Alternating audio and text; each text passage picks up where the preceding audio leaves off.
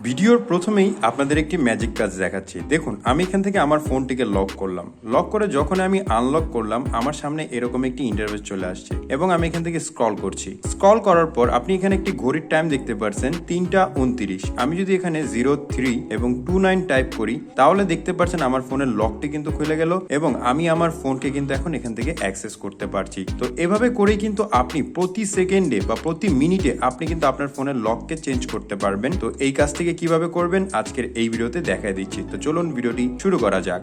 বন্ধুরা, ভিডিওটি ভালো লাগলে অবশ্যই এখানে লাইক অপশন দেখতে পারবেন। এখানে জাস্ট আপনারা ভিডিওটিকে লাইক করে দিবেন। প্রথমত অ্যাপ্লিকেশনটিকে ওপেন করলে এরকম একটি ইন্টারফেস চলে আসবে। জাস্ট নিচে দেখতে পারবেন গ্র্যান্ড পারমিশন, এটার উপর ক্লিক করে নেবেন।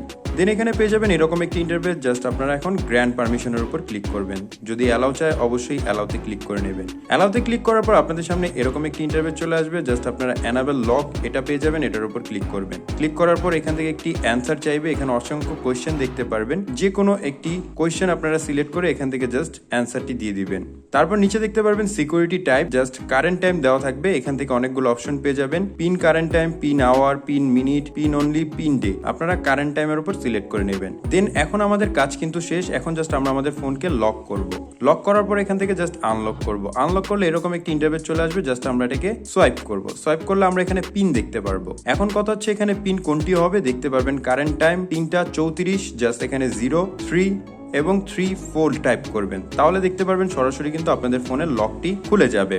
অ্যাপটিকে ইনস্টল করা একেবারে ইজি একটি কাজ। চলে যাবেন প্লে স্টোরে। দেন এখানে আপনারা সার্চ করবেন টাইম লক অ্যাপ লিখে। টাইম লক অ্যাপ লিখে সার্চ করলে এখানে অসংখ্য অ্যাপ্লিকেশন পেয়ে যাবেন। ফার্স্ট যে অ্যাপ্লিকেশনটি দেখতে পারবেন, অবশ্যই অ্যাপ্লিকেশনটি ইনস্টল করার আগে লোগোটিকে দেখে নেবেন। এই লোগোর যে অ্যাপ্লিকেশনটি আছে এটাকে একবার ডাউনলোড করে ইনস্টল করে নেবেন। তো বন্ধুরা, এই ছিল আজকের এই ভিডিও। যদি আপনাদের কাছে ভিডিওটি ভালো লাগে অবশ্যই ভিডিওতে লাইক করবেন, কমেন্ট করবেন এবং এরকম আরো ভিডিও পেতে চ্যানেলটিকে সাবস্ক্রাইব করবেন।